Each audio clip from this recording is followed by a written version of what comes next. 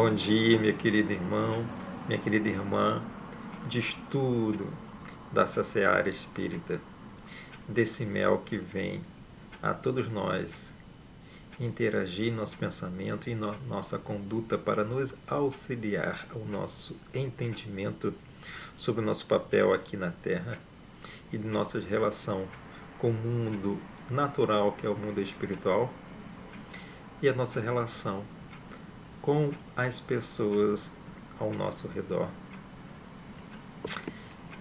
E para tanto, hoje vamos estudar o princípio fundamental da mediunidade.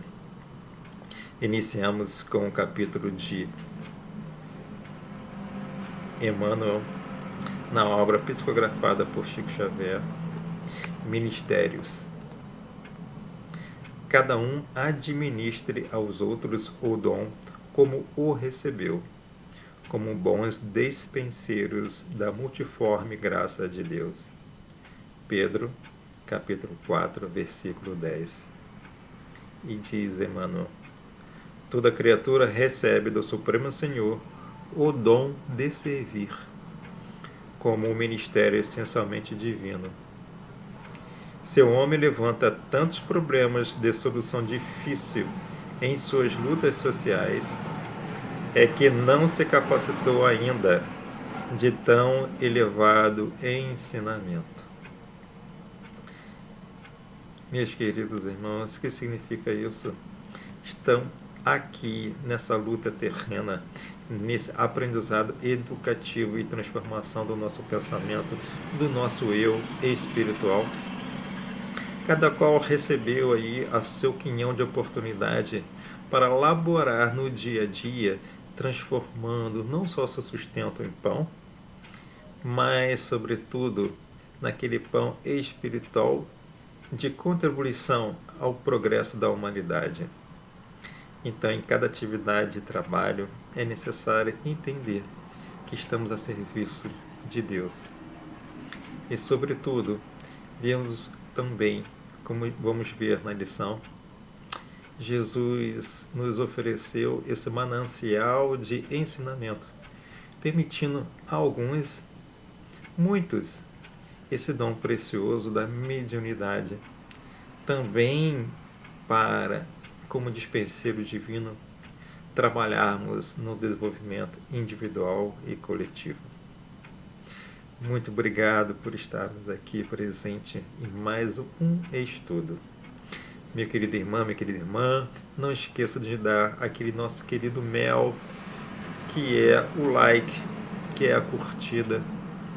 Sobretudo, possa também divulgar esse canal, tão pequeno nas suas ambições, porque ele não é monetizado e nunca será monetizado.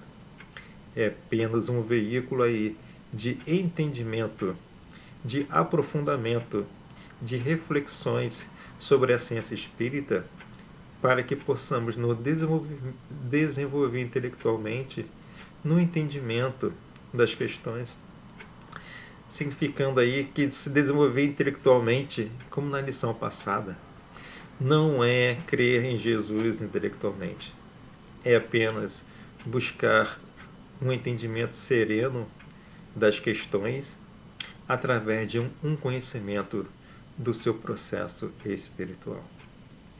Se conosco hoje e sempre. Então, meus irmãos, vamos iniciar aqui o estudo, o princípio fundamental da mediunidade. Nós queremos adiantar que existe um livro de ensino chamado Livro dos Médiuns, e que para estudar a mediunidade é necessário estar presente numa casa espírita, para que você possa ter, de um lado, o auxílio espiritual para te auxiliar na prática, no desenvolvimento, bem como estará também com um auxílio material, isto é, dos nossos irmãos encarnados, que por já ter uma trajetória de ensino, poderão te aconselhar nos seus passos, conduzir os seus estudos de maneira preciosa ao seu desenvolvimento moral e intelectual para a prática mais perfeita da mediunidade. Como nós vimos no capítulo inicial de Emmanuel, somos apenas dispenseiros de dons divinos aqui na Terra, tanto no nosso trabalho quanto na utilização dessa faculdade tão especial. Então a gente começa porque a mediunidade ela é um princípio fundamental do Espiritismo. Esse talvez é o único princípio na qual nós não precisamos fazer grande aprofundamento, não precisaríamos, porque ele vem de uma pessoa tão especial. Ele vem de um espírito tão especial que o anunciou como um princípio fundamental de nosso entendimento, de nosso conhecimento e de nossa relação com o mundo espiritual, capaz de nos permitir os primeiros passos de aprendizado mais concretos sobre uma razão, sobre o entendimento mais perfeito, amoroso e uma prática a todas as pessoas, sendo-lhe permitida, que foi o nosso irmão maior aqui na Terra, Jesus Cristo, que estabeleceu essa visão quando ele trouxe a sua palavra de vulgarização da crença na imortalidade da alma e no nosso papel aqui na Terra como filhos de Deus. E aí está, justamente naquele ato maravilhoso de Pentecostes, quando os profetas de Jesus, ou seja, os seus apóstolos, né, eles todos, né, no dia de Pentecostes, começaram a falar em outras línguas. Ou seja, Jerusalém, naquele dia, fora tomada de uma multidão de pessoas de todas as partes do mundo, da Mesopotâmia, do Egito. Então estavam lá pessoas que falavam várias línguas. E o que aconteceu com os apóstolos? Em lá estando, cada um deles começou a falar na língua nativa daqueles povos, dispensando ali a eles o que? O entendimento da Boa Nova. Mas esse princípio havia sido anunciado por Jesus, então, como nós falamos, como está em Atos, capítulo 2, versículo 17 e 18, e em Joel, capítulo 2, versículo 28 e 29. Nos últimos tempos, diz o Senhor, espalharei do meu espírito por sobre toda a carne. Vossos filhos e vossas filhas profetizarão. Vossos jovens terão visões e vossos velhos terão sonhos. Nesses dias espalharei do meu espírito sobre os meus servidores e servidoras, e eles profetizarão. O que é esse conceito de que todos iriam profetizar? O que é esse conceito da universalização da profetização? É ali a anunciação de Jesus sobre o que? Sobre a mediunidade que estaria a todos como uma ferramenta para que todos pudessem, através da mediunidade, ter o contato, a comunicação. E aí, naquele momento em que os apóstolos de Jesus passaram, então, a, entre aspas, profetizar em várias línguas, ou seja, através da ação mediúnica deles, conseguiram passar a diversos povos ao mesmo tempo naquele dia a palavra de Cristo. Ali naquele momento, como diz Emmanuel no capítulo 10 sobre a mediunidade, no livro Caminho, Verdade e Vida, lá na página 36, naquele momento o poder de Jesus lhe comunicara as energias reduzidas, ou seja, naquele dia, naquele momento, todo aquele preparo de Jesus germinou. Germinou em cada apóstolo, e ali aquelas energias que eram reduzidas ainda na sua potência de apostolado foram tomadas então de uma energia vital fundamental. Eles puderam falar mediunizados em várias línguas, cada um passando a mensagem de Jesus. E como diz ali Emmanuel, então, estabelecera de fato a era da mediunidade, alicerce de todas as realizações do cristianismo através dos séculos. Quem somos nós para não dizer então que a mediunidade não é um princípio fundamental do Espiritismo? Se Jesus aí anunciou o seu papel fundamental, o seu princípio da vulgarização, do desenvolvimento de uma nova verdade, de uma nova conexão, de uma nova relação. E ali se estabeleceu, como diz Emmanuel, a era da mediunidade naquele ato dos apóstolos. E aí vamos ver lá na Gênese, na sua página 350, os itens 59 e 60. Capítulo 17. Vossos filhos e vossas filhas profetizarão. Lá está então. Se considerarmos o estado atual do mundo físico e do mundo moral, as tendências, aspirações e pressentimentos das massas, a decadência das ideias antigas que em vão se debatem há um século contra as ideias novas, não poderemos duvidar de que uma nova ordem de coisas se prepara e que o mundo velho chega a seu termo. Então, quando disse Jesus, né, que ia chegar esse momento, né, em que ao final dos tempos, que final dos tempos então foi justamente o que? A morte do mundo antigo, do mundo velho, aquele mundo da fé cega, aquele mundo em que não havia entendido completamente a mensagem reveladora de Jesus.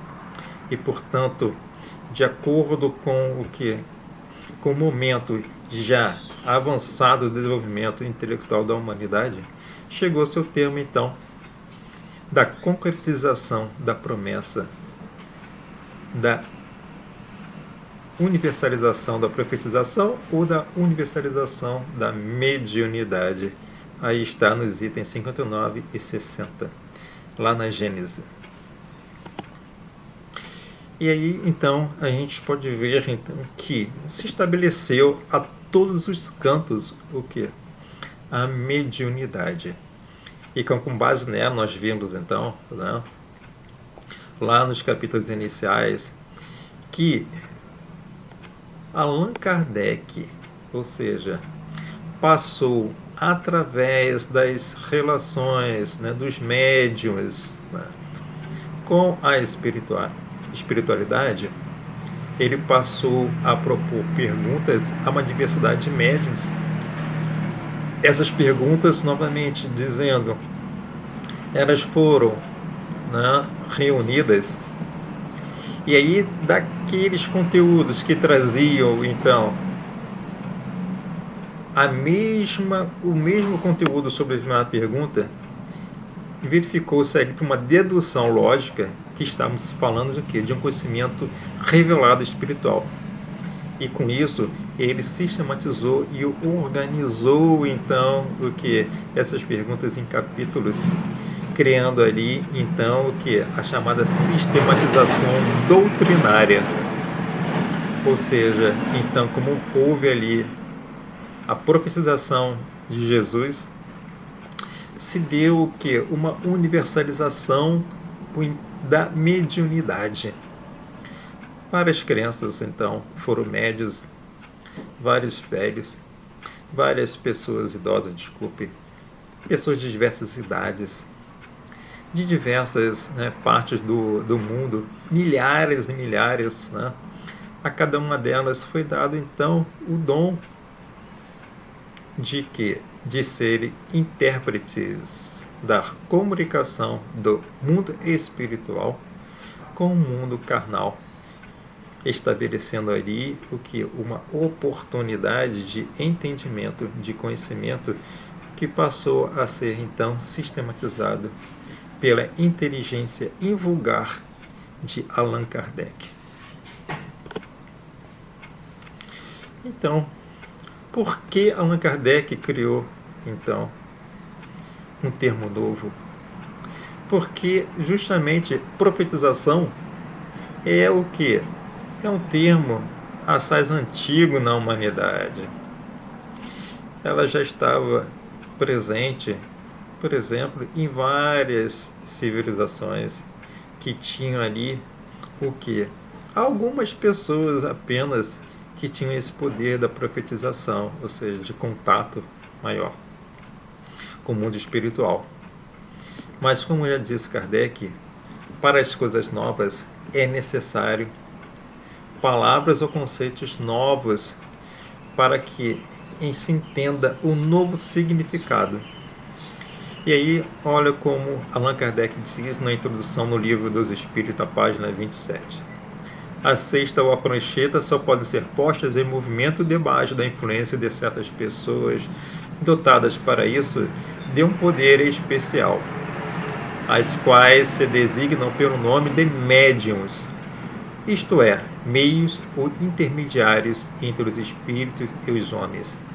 Então, Kardec classifica essas pessoas não mais como profetas, tirando aquele véu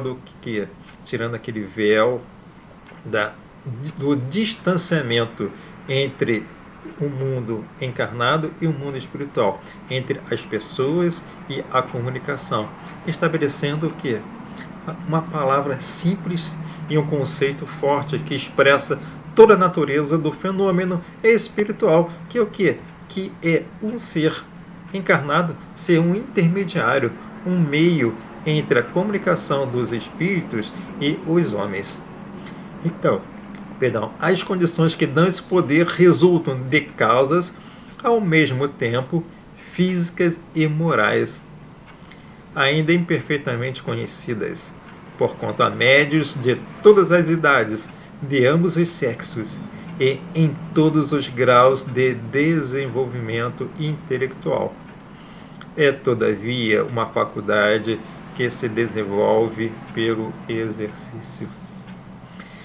Vemos aqui, meus queridos irmãos, meus queridos irmãos, se Jesus disse lá atrás que o Espírito dele, o que é o Espírito dele? É o Espírito da verdade. Iria descer por todos nós. E aí, os nossos filhos, nossos idosos, todos profetizariam? Aí está então um conceito novo para entender que hoje a profetização é o que? É um ato de comunicação natural com o mundo espiritual através de quê? De um outro conceito, que nada mais é a profetização, o ato de profetizar, mas que é o ato entendido, portanto, de se comunicar com o mundo espiritual através de um mecanismo chamado mediunidade. Qual seria, então, o objetivo da mediunidade? O objetivo da mediunidade é o quê? É a universalização do quê? Do entendimento da imortalidade e da vida espiritual. Está lá no Evangelho segundo o Espiritismo, item 9, no capítulo 28, na coletânea de preces espíritas, na página 35. Quis o Senhor que a luz se fizesse para todos os homens e que em toda parte penetrasse a voz dos espíritos, a fim de que cada um pudesse obter a prova da imortalidade. Com esse objetivo é que os espíritos se manifestam hoje em todos os pontos da Terra, e a mediunidade se revela em pessoas de todas as idades e de todas as condições, nos homens como nas mulheres, nas crianças como nos velhos. É um dos sinais de que chegaram os tempos preditos. Preditos por quem? Por Jesus, o nosso maior, então, médium aqui na Terra. A gente vai entender futuramente que Jesus é chamado assim médium porque ele se comunicava diretamente com o Deus. Jesus não é propriamente médium no sentido de que não precisava ser medianeiro entre outros espíritos. Ele era a própria verdade encarnada aqui na Terra, mas ele é um intérprete direto de uma consciência direta de Deus conosco. Portanto, ele é um médium maior. Por que a mediunidade, então, na realidade, ela também é um método de universalização do ensino espírita? Está lá na Gênesis capítulo 1, Caráter da Revelação Espírita, item 52. Além disso, convém notar que em parte alguma o ensino espírita foi dado integralmente. Ele diz respeito a tão grande número de observações a assuntos tão diferentes, exigindo conhecimentos e aptidões mediúnicas especiais que impossível era acharem-se reunidas no mesmo ponto todas as condições necessárias. Ou seja, quando Jesus disse lá que nossas crianças, nossos idosos todos profetizariam, ou seja, que é quando se estabeleceu lá no ato do apóstolo, até lá a codificação da doutrina espírita, essa vulgarização, essa universalização, se deu em várias pessoas, em várias partes do mundo, sobretudo na Europa, e a gente vai ver isso por quê. Mas não se deu de forma completa. A cada centro que foi se consolidando e foram se apresentando as perguntas para no estudo sério, se encontrar as respostas propostas, foi dado um conhecimento, não um conhecimento integral, foi dado a cada centro uma quantidade de perguntas, e aí cada um desenvolvia um assunto específico sem ter uma visão do todo, sem ter uma visão integral de toda. E aí só quem podia ter essa reunião, visão integral de tudo, depois que fez isso foi Allan Kardec, também auxiliado pelos espíritos, para que sua capacidade pedagógica reunir em assuntos. Só um pedagogo, uma mente privilegiada, poderia organizar aqueles assuntos e ver a integração.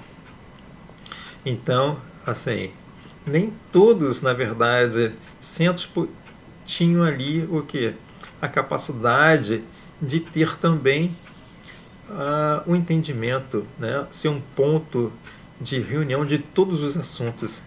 Era necessário, portanto, que cada um se desenvolvesse um determinado assunto, para que se caracterizasse cada vez mais e mais profundamente a universalização da mediunidade. E por que a mediunidade tem um caráter coletivo permanente de estudo? Está lá também no item 52, né, na Gênesis capítulo 1. Tendo o ensino que ser coletivo e não individual, os espíritos dividiram o trabalho, disseminando os assuntos de estudo e observação, como em algumas fábricas, a confecção de cada parte de um mesmo objeto é repartida por diversos operários. Ou seja, diversos centros.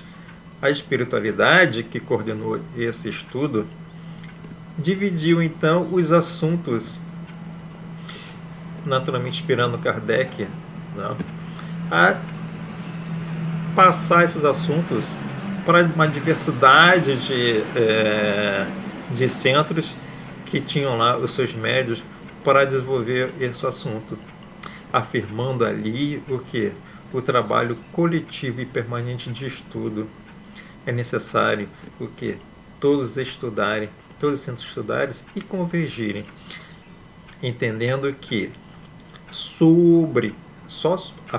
somente sobre as perguntas ou as respostas que tinham convergência de um mesmo conteúdo sobre uma determinada pergunta, Kardec, ao reunir essas respostas, entendeu, portanto, se elas tinham aí um caráter, né, um mesmo conteúdo, detinha-se ali o que? Um conhecimento revelado, uma verdade revelada sobre determinado assunto. Por quê? Se centros que não tinham nenhum conhecimento entre si, não tinham conhecimento prévio das questões, não tinham comunicação entre eles e apresentavam através dos médios em diversos estágios intelectuais, em diversas idades, em diversos estágios sociais, uma diversidade, portanto, de ambiente e de pessoas e em situações, cada um apresentando a mesma resposta através dos seus médios nesses estágios diversos, conseguia deduzir, portanto, o que? Que estava-se diante de uma pergunta. Por quê? Porque isolou-se a possibilidade de ter as mesmas condições para a mesma resposta, ou seja, não, foram médios somente assim, com determinado cunho social, foram somente médios que tinham uma classe social. Não, foi uma diversidade de médios espalhados sobre sua diversidade de meios sociais.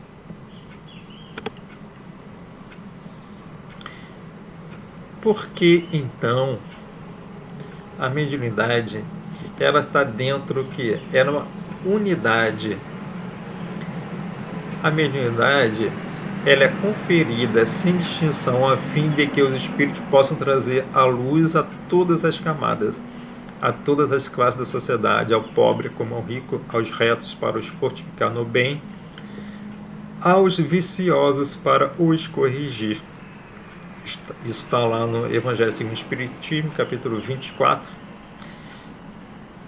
página 296. Não são os que gozam saúde que precisam de médico, ou seja, a mediunidade veio para todos. Ela é uma faculdade que ela é indistinta para todas as pessoas, mas apresenta o que? No conceito lá atrás do princípio da unidade e variedade, uma variedade. Então a mediunidade como faculdade ela é única, mas se apresenta de diversas formas. E lá está novamente na introdução no Livro dos Espíritos, página 28. Allan Kardec, né, falando, finalmente a experiência deu a conhecer muitas outras variedades da faculdade mediadora.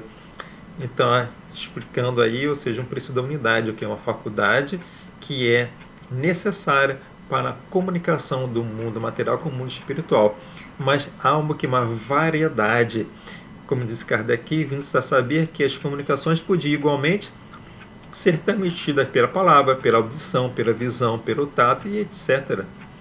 E até pela escrita direta dos espíritos, isto é, assim um concurso da mão do médium nem do lápis, um fenômeno altamente raro. Mas, ou seja, está aí dentro da mediunidade um outro princípio, olha como isso é maravilhoso, o princípio da unidade e variedade, ou seja, que existe uma unidade que é a faculdade, que era único para cada ser, ela é mesma, é uma potência para cada ser, mas ela encontra-se o que? Para cada um, uma potencialidade diferente, ou seja, uma variedade de manifestações mediúnicas. E o que a mediunidade trouxe? Ela trouxe, portanto, né, maiores entendimentos sobre a ação físico-espiritual, como o fenômeno da cura exercida por Jesus, né? Mas como diversos fenômenos que podemos fazer. Está lá na Gênesis capítulo 14, os fluidos, item 40. Os fenômenos das mesas girantes e falantes, da suspensão etérea de corpos pesados, da escrita mediúnica, tão antigos quanto o mundo, porém vulgares hoje, facultam a explicação de alguns outros, análogos e espontâneos, aos quais, pela ignorância da lei que os rege, se atribui caráter sobrenatural e miraculoso. Tais fenômenos têm por base as propriedades do fluido perispirítico, quer dos encarnados, quer dos espíritos livres. Ou seja, existe ali um mecanismo físico e espiritual que é derivado do que nós vamos ver mais à frente do fluido perispirítico. O que é o fluido perispirítico? É o perispírito, que é, nós vamos ver mais à frente, né? Que é, portanto, a ligação do espírito com o corpo físico. E através do perispírito de um espírito desencarnado, que permite se comunicar com o que? O perispírito de um, ou agir sobre o perispírito de um ser encarnado. Isso é muito importante, porque traz aí a revelação, o que? De uma lei natural que existe da relação do espírito com a matéria, explicitando aí o que? Uma revelação científica que não era possível um homem por si só descobrir, portanto fora revelado pelos espíritos. A mediunidade, ela possui uma amplitude de fenômenos. Então, ela explica, ela tira, portanto, do miraculoso, diversos fenômenos que eram tidos por quê? Por fenômenos assombrosos, né? Ou fenômenos miraculosos, todos fundos do quê? Providos de uma ignorância sobre as leis espirituais ou naturais que regem esses fenômenos. Quais sejam eles, né? A obsessão, a possessão chamada inferior, né? A audição é a visão dos espíritos, a comunicação espiritual direta, né? Com caso da escrita direta, as manifestações físicas de diversos matizes, como batidas, ruídos, transportes de objetos, né? Materializações, tangibilidade, as aparições, as poderosas intuições e, sobretudo, no trabalho, como disse lá a lição inicial de Emmanuel, as assistências mediúnicas, sejam elas doutrinações, irradiações ou curas, ou seja, o momento em que estamos nós como dispenseiros divinos de um trabalho de assistência espiritual. Agora, qual é a condição fundamental de existência da mediunidade? Existe uma condição. Isso está no capítulo 26 do Evangelho segundo o Espiritismo. Dai gratuitamente o que gratuitamente recebestes. Lá no item 9, página 308. A mediunidade, porém, não é uma arte nem um talento, pelo que não pode tornar-se uma profissão. Ela não existe sem o concurso dos espíritos. Faltando estes, já não há mediunidade. Pode subsistir a aptidão, mas o seu exercício se anula. Ou seja, não adianta tentar, né, utilizar de métodos, né, para tentar se fazer, promover ou provocar fenômenos mediúnicos. Ou seja, para que exista mediunidade é preciso haver o concurso dos espíritos, a ação espiritual de um espírito sobre o que? O perispírito do outro. de um ser encarnado. Embora esse ser, como está dizendo aqui, ele possa ter aquela aptidão, aquela faculdade para a mediunidade. Mas se não houver um espírito agindo, nada importará. Porque não será possível a existência de um fenômeno mediúnico, seja ele qualquer que seja, visão, aparição, audição, intuição. A mediunidade, portanto, ela é um dom que cada um recebeu, como disse a lição inicial de Emmanuel, como dispenseiro divino. Mas ela precisa ser desenvolvida para a prática e o domínio do bem aqui na Terra, para entendimento e não para espalhar ignorância ou espalhar crendices. Qual é o mecanismo básico? Existe um mecanismo básico de entendimento. É que está lá no Livro dos Médiuns, capítulo 19, no item 236, página 255. O nosso envoltório fluídico, mais empoderável e mais sutil do que o mais sutil e mais empoderado dos vossos gases, que é o que? O perispírito, como uma propriedade de expansão e de penetrabilidade inapreciável para os nossos sentidos grosseiros e quase inexplicável para vós, unindo-se, casando-se, combinando-se com o envoltório fluídico, porém animalizado do médium. O que significa animalizado? Significa encarnado. Que o espírito encarnou, então o que? Animalizou a matéria e deu vida à matéria. Ou seja, animalizado do médium nos permite imprimir movimento a móveis quaisquer e até quebrá-los em aposentos desabitados. Ou seja, significa que um fenômeno único pode se dar à distância do próprio médium. Olha que coisa interessante. Porque aí o mecanismo básico, qual é o mecanismo básico?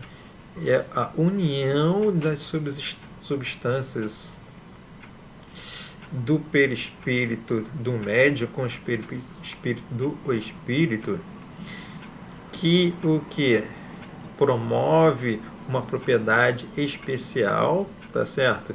Naturalmente, cada um expelindo ou expandindo essas substâncias em contato, fundindo-se, casando-se, combinando-se, o que promove o que? Todos os fenômenos, podendo, portanto, até quebrar diversos objetos, sem que nisso, naquela casa, haja um médium ou uma pessoa vivendo. Como a gente viu isso em vários relatos, né? Cadeiras se movendo, mesas. Agora, isso foi necessário para quê? Né? Para que a humanidade apenas acordasse através desses fenômenos, ou seja, começou-se a entender o que estava por trás, despertar o que estava por trás desses fenômenos. E aí trouxe o Espiritismo, através do estudo sistematizado de Kardec, o que? O entendimento que havia uma inteligência por trás desses fenômenos, que esses fenômenos, portanto, essa inteligência era o que? Eram os espíritos.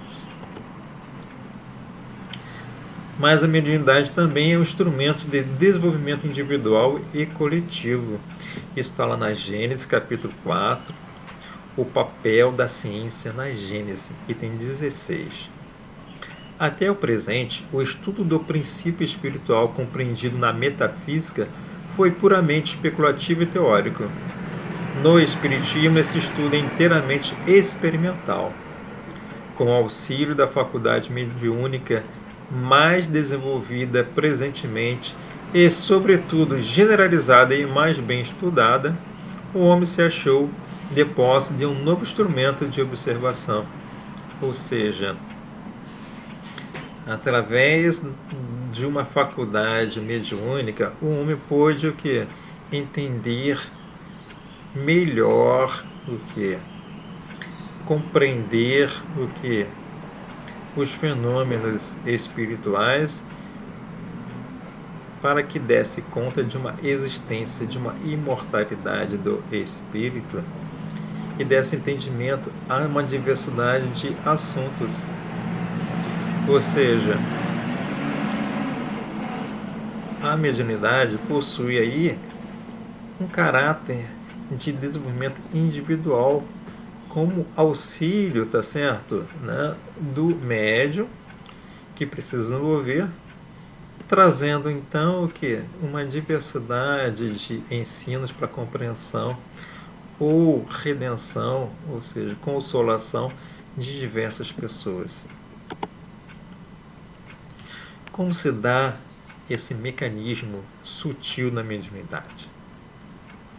Está lá no Livro dos Médiuns, capítulo 19, o papel dos médiuns nas comunicações espíritas, no item 225 de Erasmo, né? Na página 234. De fato, nós nos comunicamos com os espíritos encarnados dos médiuns da mesma forma que com os espíritos propriamente ditos, tão só pela irradiação do nosso pensamento. Então, o mecanismo sutil da escrita, da fala, ela é através do que? Da mesma forma natural que um espírito se comunica entre si, através de uma irradiação. O que é a irradiação? A gente não consegue sentir uma irradiação positiva de uma pessoa. A gente não consegue sentir, por exemplo, uma irradiação positiva no sorriso, num abraço.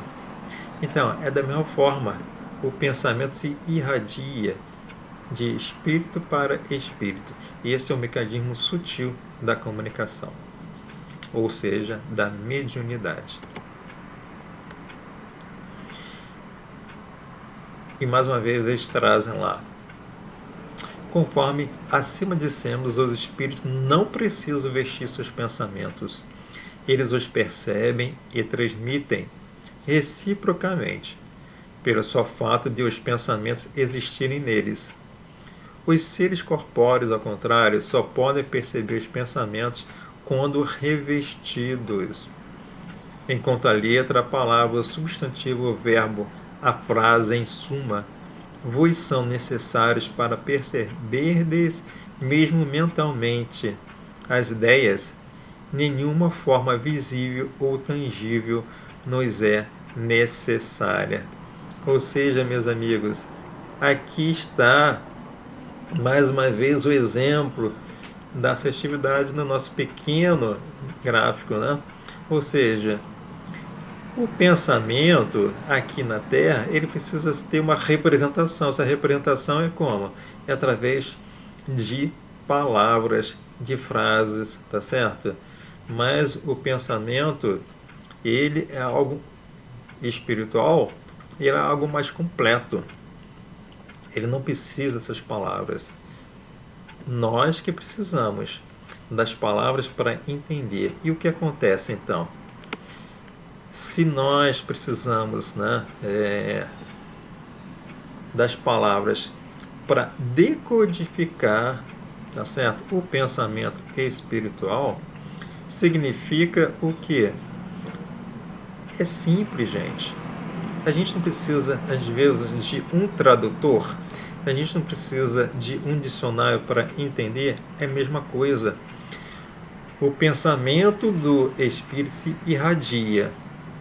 Quando chega até nós, nós precisamos de um dicionário, um decodificador, um tradutor, que é o nosso conhecimento. Nós precisamos das nossas palavras, das nossas, da nossa constituição mental, para decodificar, para traduzir esse pensamento que vem irradiado. E aí transformar ele em quê? Em um pensamento expresso, um pensamento comunicado. E aí uma questão importante, né? É o acervo intelectual pregresso do espírito do médium. Está lá também no livro dos médios, capítulo 19, o papel dos médios nas comunicações espíritas. Sem dúvida, podemos falar de matemáticas servindo-nos de um médium a quem estas sejam absolutamente estranhas.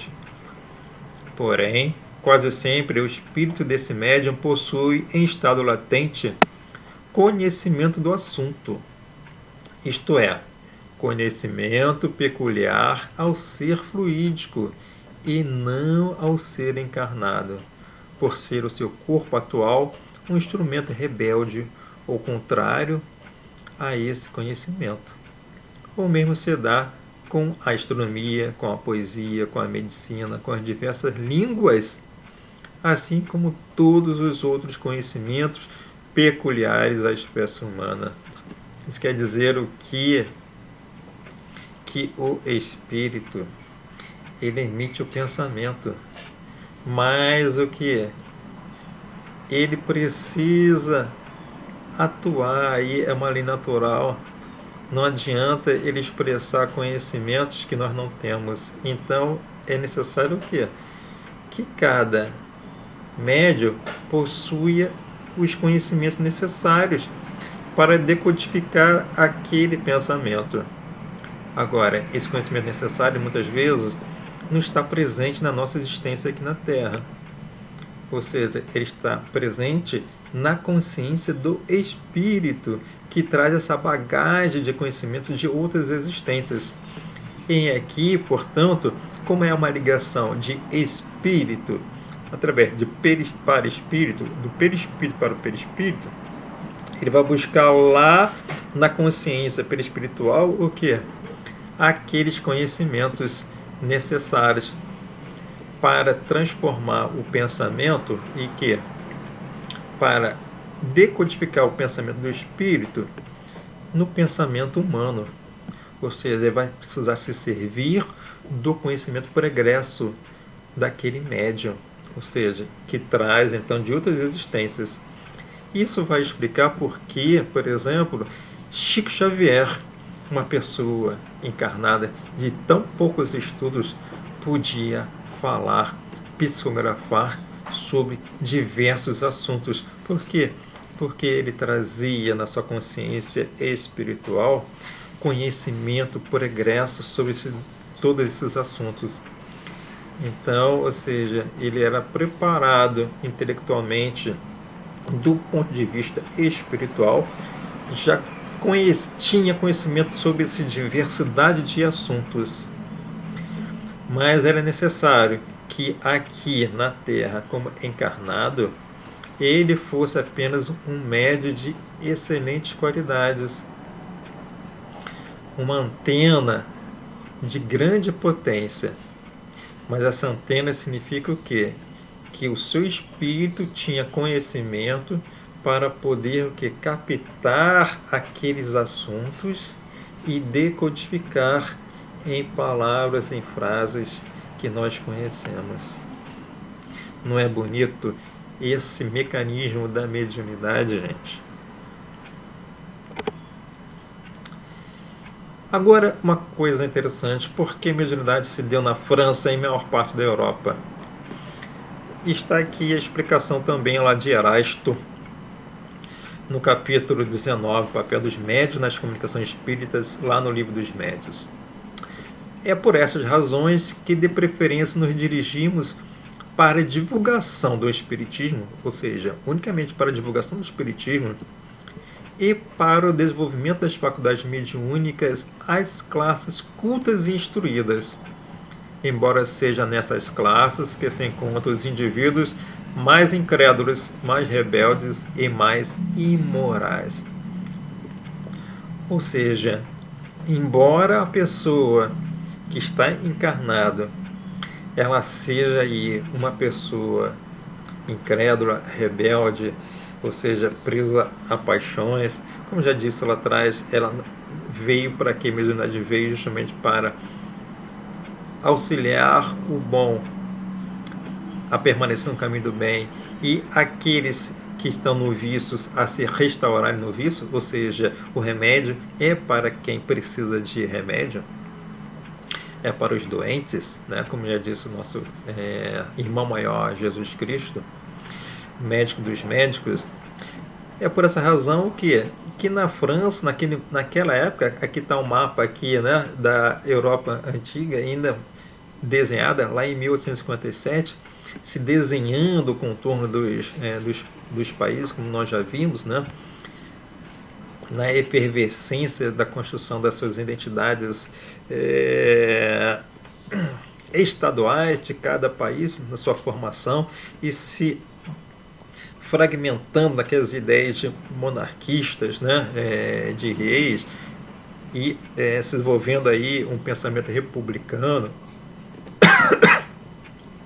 Vemos que, então, a França reunia o que? Era o berço da cultura na época.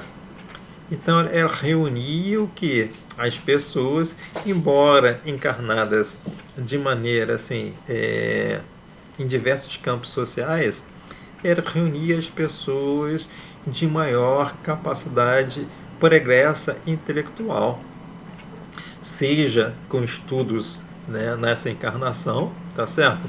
Seja então de estudos pretéritos. Então houve ali a possibilidade de uma reunião maior num estado, num país, o que as condições intelectuais necessárias, como nós já vimos, era necessário que o médium possuía no seu progresso que as faculdades intelectuais para que fosse uma melhor antena codificadora do pensamento espiritual.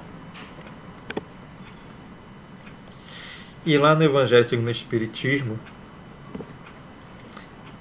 no capítulo 24, página 296, existe ali então já a visão que a mediunidade era, portanto, né, vejam, ela tem um caráter, portanto, biopsicoespiritual.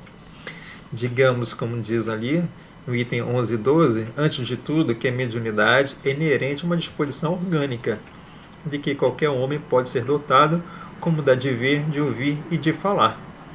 Ou seja, não existe nenhum salto, não existe um milagre do ponto de vista da ignorância humana. O que veio demonstrar o Espiritismo? Existe uma condição material, ou seja, uma formação, né, no nosso cérebro, uma condição mas existe também uma condição psíquica, ou seja, significa o quê? Lá na consciência do espírito daqueles conhecimentos, e uma condição espiritual cada vez melhor, ou seja, quanto mais ele está com o intuito, né, de se mover, de progredir, de trazer o bem, o conhecimento à humanidade, mais ele estará em condições mais elevadas de comunicação com espíritos do bem. E, portanto, é uma condição de desenvolvimento biopsicoespiritual. Ou seja, precisa ter, então, disposições no corpo físico, tá certo? Precisa ter uma disposição intelectual, né, pregressa, no manancial pregressa no seu espírito, e precisa ter também uma melhoria de consciência sobre a sua elevação para que possa elevar-se melhor, se comunicar-se com melhores espíritos. E aí, lá no livro No Mundo Maior, na página 131, no capítulo Mediunidade, quando o instrutor Calderaro explicava para André Luiz, ele diz: no mediunismo comum, portanto, o colaborador servirá com a matéria mental que lhe é própria, sofrendo-lhe as imprecisões naturais diante da investigação terrestre. Que a matéria mental é aquele conjunto de conhecimentos, tá certo? Em que o espírito consegue enxergar, tá certo? É muito maravilhoso. Não vamos poder aqui entrar nesse mecanismo completo, né? Mas, como nós vimos, né? Nós, com o nosso conhecimento, nós temos aqui, é como se tivéssemos uma diversidade de enciclopédia na nossa mente, que vem aqui de conhecimento de outras existências. O que acontece? O espírito, quanto mais superior, ele consegue enxergar toda essa enciclopédia que nós temos no trazendo nossos espíritos de uma maneira única. E daí tirar o que? Os elementos que ele vai formando, o que? O nosso pensamento. Por quê? Porque é necessário, não adianta ele trazer um pensamento que não tem uma ideia que não tem no nosso espírito. A gente não vai saber codificar. E aí a comunicação se faz de espírito para espírito. Por isso a necessidade de uma condição mediunizada, ou seja, num estágio em que possa haver uma comunicação serena e de espírito a espírito. E aí, portanto, como diz aqui Calderaro, continua, e após adaptar-se aos imperativos mais nobres da renúncia pessoal, edificará, não de improviso, mas à custa de trabalho incessante, o templo interior de serviço, no qual reconhecerá a sua superioridade do programa divino acima de seus caprichos humanos. Olha aí a nossa mensagem inicial de Emmanuel, que nós lemos no livro Caminho, Verdade e Vida. Somos dispenseiros o que? Dos dons divinos, seja no nosso trabalho, ou seja através da mediunidade. E através do que? Daquela renúncia pessoal, que nós nos colocamos numa condição que de retirar aqueles ruídos. Não existe ali, às vezes, quando a gente está tentando se comunicar com o rádio, né, numa estação, e não se consegue sintonizar. Então, a nossa sintonia é o que? É o desvencilhamento das paixões humanas, o desvencilhamento do nosso orgulho, a renúncia, né, de estarmos ali presentes para entender, para sabermos que somos apenas um medianeiros, né, de um conhecimento espiritual ou de uma assistência espiritual curadora ao nosso irmão enfermo, ao nosso irmão necessitado de um consolo maior, de palavras precisas que possam entrar e penetrar no seu coração e dar um entendimento maior dos seus problemas, que possa, o irmão que esteja necessitado de fortalecimento, o irmão que esteja necessitado de uma irradiação restauradora, serenizadora da sua condição naquele momento, né? Então, nesse momento, à custa desse trabalho incessante, de que nós vamos jogando aquela terra suja para fora e dando oportunidade o que? A depurarmos aquela terra para receber as sementes, que são essas sementes, é aquela comunicação mais limpa. Então, que o Espírito consegue, portanto, encontrar não só o nosso manancial, tá certo? De conhecimento, aquela grande biblioteca, como também o que? Aquela condição espiritual verdadeira de desprendimento, para que possa, portanto, nisso tudo, que casar os fluidos e permitir uma comunicação efetiva e duradoura, permanente, mais limpa e com fundo que na produção dos benefícios que nós necessitamos. E aí está, então, na página 235, no capítulo 19, Livro dos Médios. Com um médio cuja inteligência atual ou anterior se ache desenvolvida, o nosso pensamento se comunica instantaneamente de espírito a espírito por uma faculdade peculiar à essência mesma do espírito.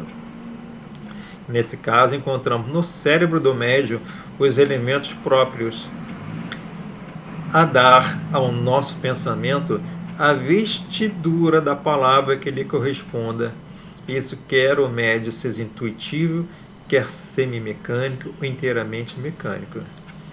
É essa a razão porque, seja qual for a diversidade dos espíritos que se comunicam com o médium, os ditados que este obtém, embora procedam de espíritos diferentes, traz com a forma e ao colorido o cunho que lhe é pessoal, ou seja, isso é muito importante. Muitas das vezes, na maioria das vezes, portanto, como está sendo explicado aqui, embora assim a gente consiga ver, né, uma diversidade de espíritos, né, é necessário que aquele médium ele tenha um correspondente o que nível de enciclopédia, digamos assim, tá certo, condizente à necessidade de radiação daquele pensamento. Ou seja, nós podemos ter, cada médium traz o que? Um conhecimento intelectual, uma enciclopédia pequena, uma enciclopédia maior, uma enciclopédia maior ainda. Quanto maior a enciclopédia que o espírito traz em si das suas existências, maiores condições, o maior material terá então o espírito para entender, ver ali, né, o material e poder se comunicar. Essa é a razão porque, seja qual for a diversidade dos espíritos que se comunicam com o médium, os ditados que se obtêm, embora possam ser de espíritos diferentes, trazem quanto à forma e ao colorido com o que ele é pessoal. Com efeito, se bem o pensamento lhe seja de todo estranho, se bem o assunto esteja fora do âmbito em que ele habitualmente se move, ou seja, a questão de um assunto que na presente encarnação tem nada a ver com a sua atividade, né, de trabalho, ele pode ser um gari, mas na outra existência passada ele ter sido um professor de matemática, então ele consegue com isso o que apresentar, né, uma diversidade de estudos sobre matemática, consegue expressar. Ele pode ter sido, por exemplo, né, um músico em outra encarnação e, portanto, sem ter tido nenhum estudo sobre música, ele consegue aí intuitivamente, tá certo, fazer ali, compor ali uma música belíssima.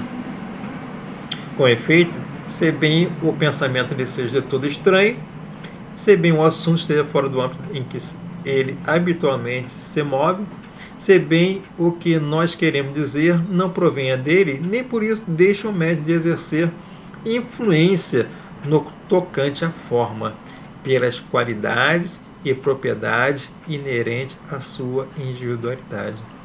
Portanto, não há como não ter influência do médium. Por quê? Isso é muito importante, porque no fundo o espírito está se nutrindo, está se servindo daquele material que existe no espírito do médium, naquela enciclopédia de conhecimento, naquela bagagem de conhecimento que já existe naquele espírito que está ali. Mesmo que aquele espírito hoje ele tenha nascido em condições de pobreza ou em condições que não tenha acesso à educação, a grandes conhecimentos, tá certo? Mas sua condição pregressa espiritual de ter passado por aqueles conhecimentos lhe dão as condições para que o espírito possa agir sobre ele e entender toda aquela enciclopédia que ele já traz em si e poder estabelecer a comunicação. Portanto, por isso sim, cada um tem uma capacidade de influenciar. E Calderaro, no livro então, No Mundo Maior, lá na página 127 e 128, traz uma preciosa educação para nós espíritas. Ele vai explicando a André Luiz sobre uma irmã, né, Eulália, que dentro de um centro espírita, ela é simplesmente atacada pela chamada tese animista, pelos seus companheiros, e tem que vencer ali essas dificuldades que acabam atrapalhando o trabalho espiritual. Olha só a importância que tem. Olha o que diz Calderaro: a consulta exige meditação mais acurada. A tese animista é respeitável. partiu de investigadores sinceros e conscienciosos, e nasceu para coibir os prováveis abusos da imaginação.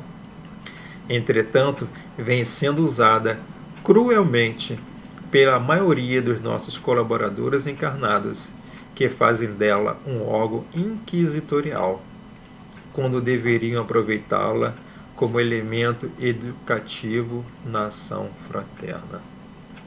Muito importante esse ensinamento que nos traz Calderaro André Luiz no livro No Mundo Maior. É muito importante a gente ver uma ação desenfreada de irmãos, né, que tomam para si o poder da palavra animismo para classificar toda e qualquer ação de um irmão que está em desenvolvimento espiritual. Então é preciso um cuidado muito fraternal. É preciso esse olhar de conhecimento fraternal e adiantado para saber entender o processo de desenvolvimento do irmão ou da irmã. E aí está aqui, né, Calderaro chamando a atenção de como muitos irmãos da seara espírita utilizam dessa tese do animismo, tá certo? Para atacar, ou seja, abusando-se dessa tese que seria para entender fraternalmente, mas, como diz aqui Calderaro, para fazer estabelecer um organismo inquisitorial.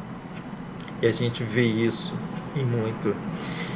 E aí, irmão, irmã, você que tem sido, talvez, né, vítima dessa ação inquisitorial em algum centro espírita, não se dê aí por vencida nessa situação. Entenda que esses irmãos também estão invigilantes na ação fraterna.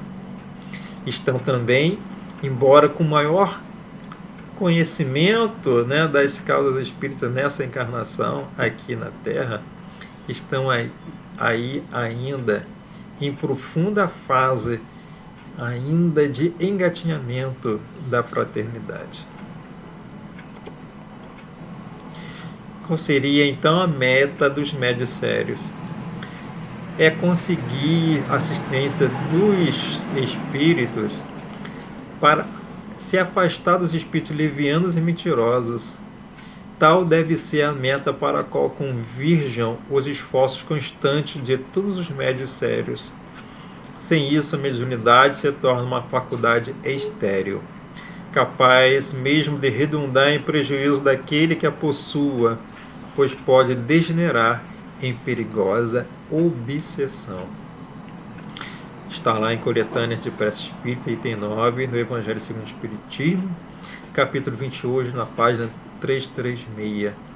Ou seja, o papel do médium sério é afastar-se dos espíritos levianos e mentirosos, não dar guarida, não se achar orgulhoso, prestar atenção no seu método inquisitorial sobre as comunicações do próximo, né? Tudo para que ele não caia em perigosa obsessão. E o que é o bom médium? O bom médium, pois, não é aquele que comunica facilmente, mas aquele que é simpático aos bons espíritos e somente deles tem assistência. Unicamente nesse sentido é que a excelência das qualidades morais se torna onipotente sobre a mediunidade. Ou seja, o adiantamento moral, ele é a condição necessária para que o médium ele se comunique com os espíritos mais elevados e tenha deles maior assistência. Não é porque ele se comunica e tem facilidade para a mediunidade, como diz aqui, bem explicado. É aquele, portanto, que reúne qualidades morais. está lá no item 12, no Evangelho segundo o Espiritismo, capítulo 24.